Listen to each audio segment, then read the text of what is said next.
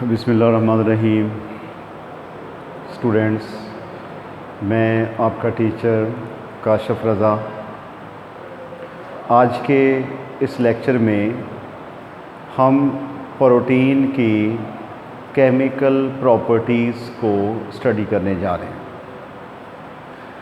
इससे पहले वाले लेक्चर में हमने प्रोटीन की फ़िज़िकल प्रॉपर्टीज़ को डिस्कस किया था कि प्रोटीन जो है इसके अंदर कौन कौन सी प्रॉपर्टीज़ पाई जाती हैं, ऑप्टिकल प्रॉपर्टीज़ हैं, इसके डिफरेंट टेस्ट हैं, किन किन टेस्ट के ज़रिए से, किन मेथड के ज़रिए से हम प्रोटीन को डिटेक्ट कर सकते हैं।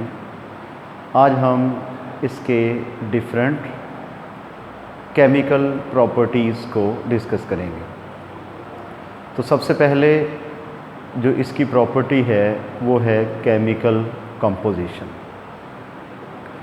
केमिकल कंपोजिशन से मुराद होता है कि प्रोटीन के अंदर कौन कौन से एलिमेंट्स मौजूद हैं और वो किस रेशो से मौजूद हैं, उनकी परसेंटेज कंपोजिशन जो है वो क्या है।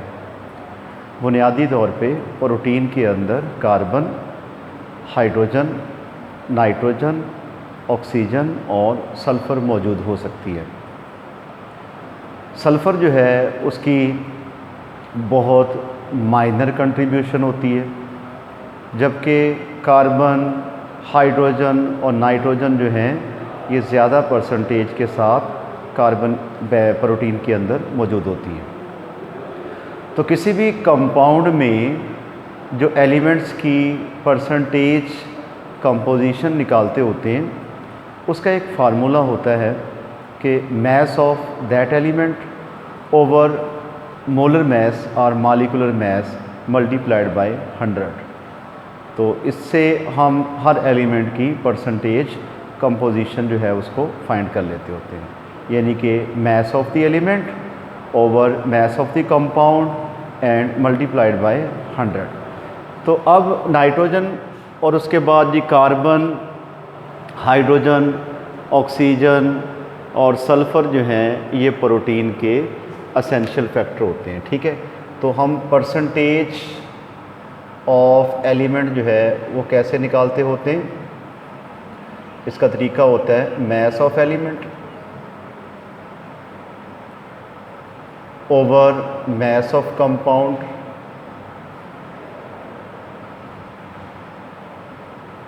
Multiplied by 100। तो ये हमारा फार्मूला है। तो ये कैलकुलेटेड वैल्यूज़ आपके पास गिवन हैं कि प्रोटीन के अंदर कार्बन जो है वो 47 to 50% जो है वो मौजूद होती है, कि प्रोटीन का जो मॉलिक्यूल होता है उसके अंदर कार्बन का जो कंटेंट है, कार्बन की जो परसेंटेज है वो 47 to 50% जो है वो ओवरऑल उसकी जो है वो ये मौजूदगी है। तो अगर देखा जाए तो प्रोटीन में सबसे ज़्यादा परसेंटेज के लिहाज से पाया जाने वाला जो एलिमेंट है वो कार्बन होता है। उसके बाद हाइड्रोजन है। हाइड्रोजन जो है वो 6 to 7% जो है वो प्रोटीन में मौजूद होता है। ऑक्सीजन 24 to 25%, नाइट्रोजन जो है वो 16 to 17% और सल्फ़र जो है वो 0.2 to 0.3%, यानी कि सबसे कम जो है वो परसेंटेज होती है सल्फ़र की, लेस, और सबसे हाई परसेंटेज जो है वो कार्बन की पाई जाती है, हाई परसेंटेज। तो प्रोटीन के अंदर ज़्यादा परसेंटेज कौन से एलिमेंट की होती है, वो कार्बन की होती है, और सबसे कम किसकी होती है, वो सल्फ़र की होती है। These are the values which represents the chemical composition of protein। ठीक है, तो केमिकल कंपोजिशन से मुराद कि इसके अंदर जो हैं वो एलिमेंट्स किस किस रेशो से पाए जाते हैं।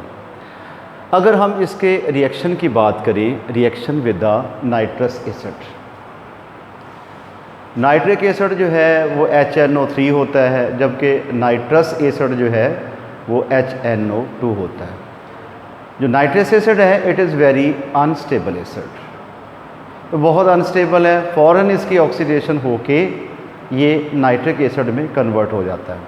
तो जब इसका रिएक्शन प्रोटीन से करवाया जाए तो प्रोटीन में एक्टिव साइट जो है वो क्या होगी, वो अमाइनो ग्रुप होगा, बाकी चेन वही प्रोटीन की रहेगी।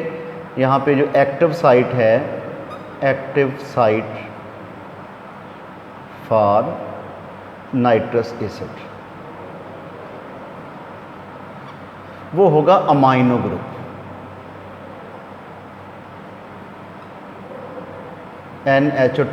NH2 ग्रुप जो है ये अमाइनो ग्रुप कहलाता है। अब जब ये नाइट्रस एसिड के साथ, ये आपके पास है nitrous acid HNO2, nitrous acid, जब इसके साथ इसका रिएक्शन होता है तो यहाँ से हाइड्रोजन और OH मिलके वाटर बना देंगे और पीछे आपके पास क्या रह गया जी, OH रह जाएगा और N जो है वो कन्वर्ट हो जाएगा, ये नाइट्रोजन इस नाइट्रोजन से मिलके N2 बना देगी, ठीक है। तो बीच में नाइट्रोजन गैस जो है वो एलिमिनेट हो जाएगी। अब इसमें अगर हम देखें तो इस रिएक्शन के नतीजे में प्रोटीन का जो NH2 ग्रुप है वो वैनिश हो गया, वो ख़त्म हो गया। इसी वजह से इस रिएक्शन को हम डीएमिनेटिंग प्रोटीन जो है वो process, this process said to be a deaminating process, यानी कि अमाइनो ग्रुप को रिमूव करना और जो प्रोटीन इसके नतीजे में पीछे बच जाती है उसको डीएमिनेटिंग प्रोटीन जो है वो कहा जाता है, क्योंकि इसका अमाइनो ग्रुप जो है वो यूज़ हो जाएगा, कन्वर्ट हो जाएगा किस में, वाटर में और नाइट्रोजन में, यानी कि वो ग्रुप वहाँ से रिमूव हो जाएगा प्रोटीन से। इसलिए हम इसको कहते हैं, इस रिएक्शन को हम कहते हैं deaminating reaction for the protein. Deaminating protein जो है इसके नतीजे में हमें हासिल होती है। तो this is the reaction of nitrous acid with the protein, तो जिससे अमाइनो ग्रुप जो है वो यूटिलाइज हो गया। आगे हमारे पास आ गया एसाइलेशन ऑफ प्रोटीन। अब देखें एसाइलेशन, एसाइल ग्रुप क्या होता है कि अगर कार्बोनाइल ग्रुप की एक साइड पे अल्काइल ग्रुप लगा हुआ हो तो ये क्या होता है, एसाइल ग्रुप होता है। मसलन फ़र्ज़ किया कि हम प्रोटीन का जो एसाइल ग्रुप है, प्रोटीन का रिएक्शन जो है वो हम एसाइल क्लोराइड से करवा देते हैं। तो ये जो एसाइल ग्रुप है ये टारगेट करता होता है अमाइनो ग्रुप को और हाइड्रोक्सल ग्रुप को, अमाइनो ग्रुप को और हाइड्रोक्सल ग्रुप को। तो लिहाजा इस टेस्ट को हम यूज़ करते हैं डिटेक्ट करने के लिए कि हमारी प्रोटीन के अंदर कितने अमाइनो ग्रुप फ्री हैं और कितने हाइड्रोक्सल ग्रुप फ्री हैं। फ्री से मुराद ये है कि उन्होंने उस प्रोटीन के स्ट्रक्चर में हाइड्रोक्सल और अमाइनो ग्रुप ने पार्टिसिपेशन जो है वो नहीं की, उनको फ्री ग्रुप कहेंगे। ऐसा नहीं है कि वो फ्री ग्रुप जो है वो प्रोटीन से ही फ्री होंगे, बल्कि उनकी इन ग्रुप्स की जो है वो अदर ग्रुप के साथ जो है वो बॉन्डिंग नहीं होगी, ठीक है। तो उनको डिटेक्ट करने के लिए हम ये प्रोसेस जो है वो करवाते होते हैं एसाइलेशन का, और इसके लिए हम प्रोटीन का कीटीन के साथ जो है वो रिएक्शन करवाते होते हैं। Acylation is important to study the effect of free amino groups, यानी कि ऐसे अमाइनो ग्रुप्स जिसकी किसी और साइड के साथ जो है वो बॉन्डिंग ना हो उसको हम फ्री कहेंगे। एंड हाइड्रोक्सल ग्रुप्स, उनको डिटेक्ट करने के लिए हम ये स्टडी करते, इसका रिएक्शन को करवाते होते हैं। On the physiological properties of protein, acylation can be done by reacting protein with the ketenes. The isoelectric pH is determined by pKa value of alkyl groups. It is above 7 and relatively high. The basic amino group content is a low. Basic amino, जिसको जो amino group होता है ये basic in nature है, जबकि carboxylic group in protein जो है वो एसिडिक इन नेचर होता है। अगर आपके बेसिक अमाइनो ग्रुप कंटेंट लो है, इसका मतलब क्या होगा कि आपका जो एसिडिक कंटेंट है, कार्बोक्सिलिक ग्रुप है, वो हाई होगा।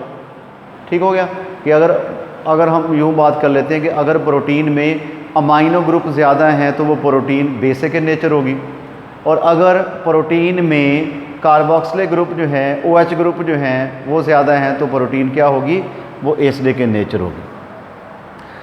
अच्छा, उसके बाद जी राइबो न्यूक्लियस जो है इसका आइसो इलेक्ट्रॉनिक इफेक्ट कितना होता है, 9.6 होता है, जबकि पेप्सिन का जो है वो 1 से कम होता है। तो जितना पीएच ज़्यादा होगी उतना उसका बेसिक करैक्टर जो है वो ज़्यादा होगा, और जितनी पीएच की वैल्यू जो है वो कम होगी उतना ही एसिडिक करैक्टर जो है वो ज़्यादा होगा।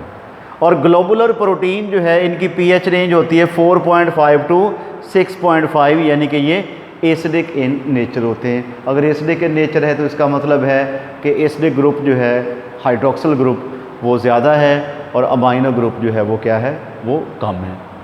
तो ये होगी एसाइलेशन ऑफ प्रोटीन। अब हमारा जो नेक्स्ट है प्रोटीन का, नेक्स्ट हमारा है बफर एक्शन। तो अगर हम देखें तो बफर सॉल्यूशन क्या होता है कि ऐसा सॉल्यूशन जिसमें अगर पीएच को चेंज करने की कोशिश की जाए वो उस पीएच में तब्दीली को रेजिस्ट करे, वो बफर सॉल्यूशन कहलाता है। तो किसी भी सॉल्यूशन की पीएच को मालूम करने के लिए हमारे पास एक इक्वेशन होती है, हेंडरसन इक्वेशन, जो किसके बराबर है जी, कि पीएच अगर हमने निकालनी है किसी भी सॉल्यूशन की तो वो बराबर होती है pKa प्लस लॉग साल्ट की कंसंट्रेशन ओवर एसिड की कंसंट्रेशन। इसकी मदद से हम उस सॉल्यूशन की पीएच की वैल्यू जो है वो निकाल सकते हैं। आगे हमारा आ गया electrophoresis. Proteins are positively charge in acidic medium while proteins are negatively charged in alkaline medium।